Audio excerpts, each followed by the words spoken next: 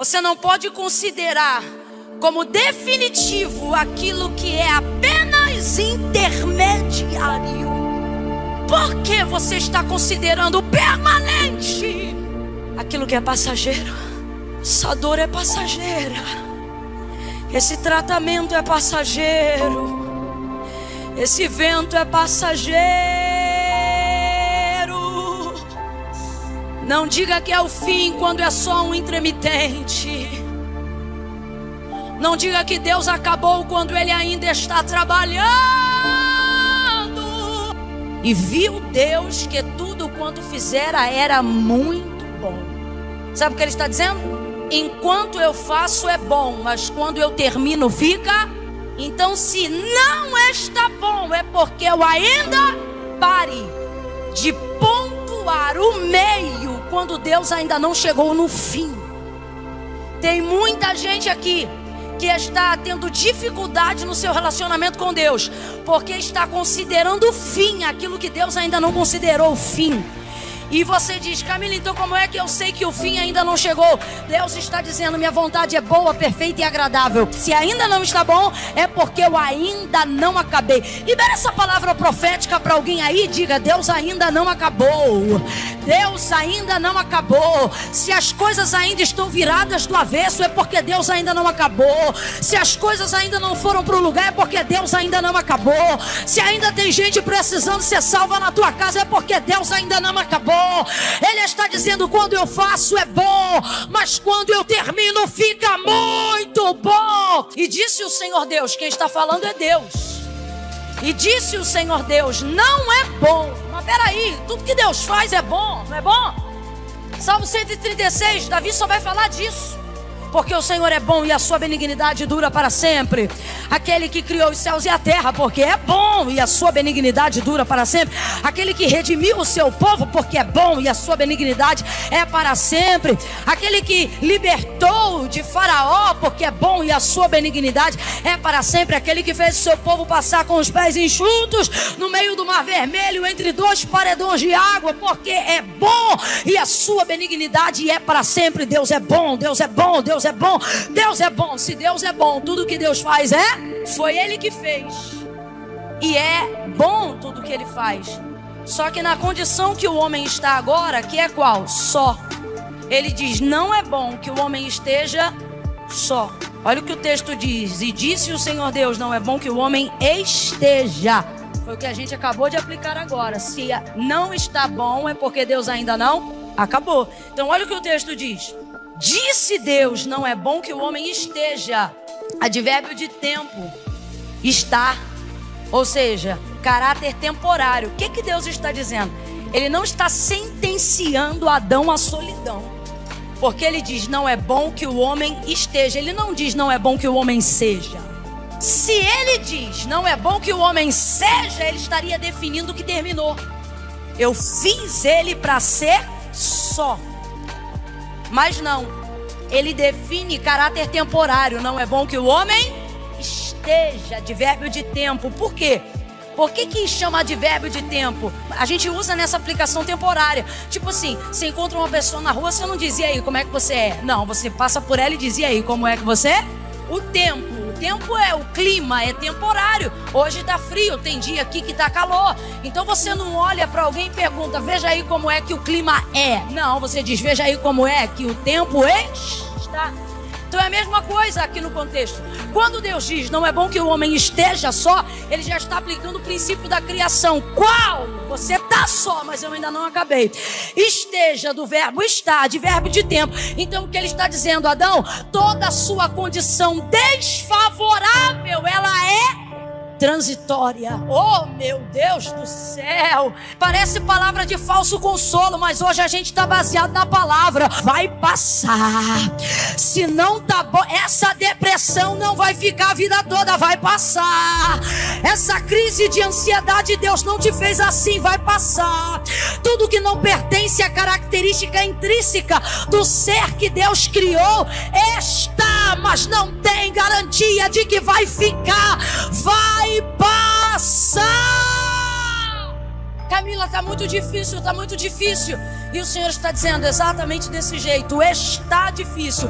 Agora, por que muitas vezes uma coisa que está, ou seja, que deveria ser passageira, acaba ficando? Porque nós damos ao que é temporário status de permanente. Mateus capítulo 15, 21. Nem crente essa mulher era, a cananeia, mas ela consegue entender que aquilo que está não significa que é, e aquilo que é não significa que está. Filho de Davi, quem lembra dela? Tem misericórdia de mim, clamava ela por Jesus nas cercanias de Tiro e Sidom. Filho de Davi, tem misericórdia de mim, que minha filha está miseravelmente endemoniada. Peraí, olha a separação que essa mulher faz. O que ela é, minha filha? Sua, ela é minha filha. E como ela, são coisas diferentes. Eu não vim buscar pelo demônio, eu vim buscar pela minha filha, porque como ela está, não muda quem ela. Filho de Davi, tem misericórdia de mim. Filho de Davi, tem compaixão, porque minha filha, o que ela é? Vou perguntar de novo, o que ela é? Filha. E como ela está? Olha o que ela está dizendo. Como ela está endemoniada, não muda quem ela. Então eu vim aqui, por quê? Porque a filha é permanente, mas o demônio é passageiro. Não dê caráter de permanência aquilo que Deus colocou como temporário. Não coloque a sua vida como algo que vai definhar só porque agora não está bem. Não se considere um miserável só porque agora você está desempregado. Não se considere um solitário só porque agora você está sem um cônjuge, sem uma família. Deus está dizendo: como você está não define quem você é, mas se você souber quem você é, eu posso mudar como você está. Por quê? Porque está é advérbio de tempo. Deus está dizendo: como você está é passageiro. Como você está é passageiro. Quem você é permanente. Então, se não está bom, é porque eu ainda não acabei. E se eu não acabei, você não pode considerar como definitivo aquilo que é apenas intermediário. Por que você está considerando permanente aquilo que é passageiro? Essa dor é passageira. Esse tratamento é passageiro. Esse vento é passageiro. Não diga que é o fim quando é só um intermitente. Não diga que Deus acabou quando Ele ainda está trabalhando.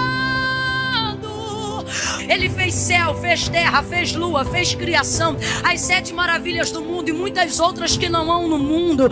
Ele fez tudo que existe, tudo que há, tudo que conhecemos como universo. Foi Ele que fez o universo que a NASA vê. Foi Ele que criou as galáxias que conhecemos, a Via Láctea que denominamos. Mas aquilo que existe e Ele não mostrou ainda, foi Ele que fez também. Os lugares onde as lentes não alcançam, os lugares onde as contas matemáticas não fecham, ali Ele também criou. Ele é o Criador de todas as coisas.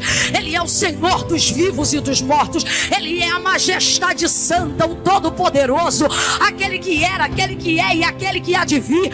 Ele está em todos os tempos da sua vida, não apenas agora, não apenas no início, e também não aparece só no final.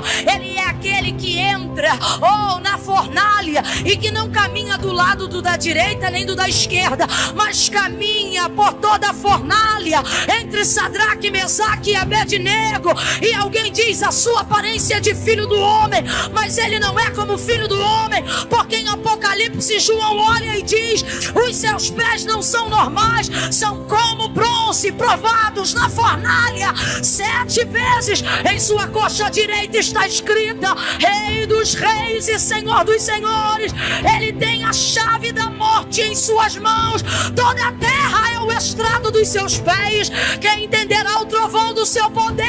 Eu estou sentindo a presença dele aqui. Rosa de Sarão, lírio dos vales, resplandecente a estrela da da alva, raiz de Jessé. Quando ele cria mundo e tudo que existe há, o texto diz: no 7º dia ele descansou. No 7º dia, o Todo-Poderoso não precisava ter descansado. Isso aqui é princípio. Ele dá exemplo. E o descanso aqui não é necessidade de descanso, é para admirar. Deus não estava cansado, mas o texto diz que no 7º dia ele descansou. Fez sol, lua, estrela, tudo que há, tudo que existe. No 7º dia ele, só que depois que criou o homem, aí Isaías vai dizer assim: porque desde a antiguidade. Por que não diz desde sempre? Porque não foi desde sempre. Deus mudou a rotina dele no dia que te criou. Já viu quando você pergunta para alguém que é mãe de primeira viagem, ou até de segunda, fala assim: o que filho muda na sua vida? Aí a pessoa diz assim: tudo. Quem é pai e mãe aqui sabe, a pessoa tenta até incentivar o outro. Foi por isso que muitas vezes eu me senti desincentivada, porque eu gosto da minha vida. E aí as pessoas dizem assim: Camila, você precisa ter filho. Eu falei: é mesmo? Por quê? Porque muda tudo. Muda tudo. Aí você vê que isso, na verdade, é hereditário. Porque fez tudo, descansou. A vida de Deus era diferente antes da gente. Isaías, aí não diz porque desde sempre, ele é eterno, mas não pratica essa rotina desde sempre. Mas ele diz desde quando pratica, porque desde a antiguidade. Porque o mundo é eterno não, mas é muito antigo. Desde a antiguidade, com o ouvido não se ouviu, nem com o olho se viu, um Deus que, para aqueles que nele, olha o que ele está dizendo. Rapaz, eu fiz sol, eu fiz lua, eu criei oceano, baleia, animais selváticos, domésticos, estações, cega, verão, estrela, tudo que existe que há. E no 7º dia eu descansei, mas depois que eu te criei, nunca mais. Deus mudou a rotina dele desde o dia que te criou. Porque desde a antiguidade com o ouvido não se ouviu e nem com o olho se viu, um Deus que trabalha. Para quê, Camila? Para ostentar poder? Não, ele diz: trabalha para aqueles que nele esperam. Deus não trabalha por aqueles que precisam, Deus trabalha por aqueles que esperam nele, que são dependentes dele, que aguardam dele, que oram a ele, que louvam a ele, que buscam a ele, que dependem dele. Ele diz: eu trabalho. Jesus, ele diz: eu vou para o meu pai. Aí Pedro, André e Filipe disseram: não vai não, fica aqui com a gente. Ele diz: não, eu vou para ajudar o meu pai, porque meu pai trabalha até agora, e eu também trabalho. Para quê? Para preparar lugar para vocês. Eu vou para um lugar e estou preparando esse lugar para receber vocês. Você está entendendo? Deus te trouxe hoje aqui para te dizer: para de tratar como se tu tivesse parado. Eu estou trabalhando desde o dia que eu te criei, trabalhando para te fazer feliz, trabalhando para te fazer prosperar, trabalhando para você poder descansar. Até quando você vai viver como se não tivesse um pai? Até quando você vai viver como se não tivesse um criador? Até quando você vai viver como se estivesse solto nesse mundo, meu irmão? Abre a tua mente. Você não está solto no mundo não, camarada. Você tem um Deus que trabalha. Cambada de deuses acomodados, muitos outros. Quando eles querem algo, eles pedem. Nosso Deus, quando quer, ele dá. Quer de nós redenção, pediu o filho de alguém? Deu dele. Que Deus é esse? Esse é o meu Deus. Foi por ele que eu acordei nessa manhã. Foi por causa dele que eu vim nesse culto. Alguém disse: não vai não, dorme mais um pouquinho. Que dormir mais um pouquinho? Meu pai está trabalhando até agora. Eu vou lá louvar o nome dele enquanto ele trabalha.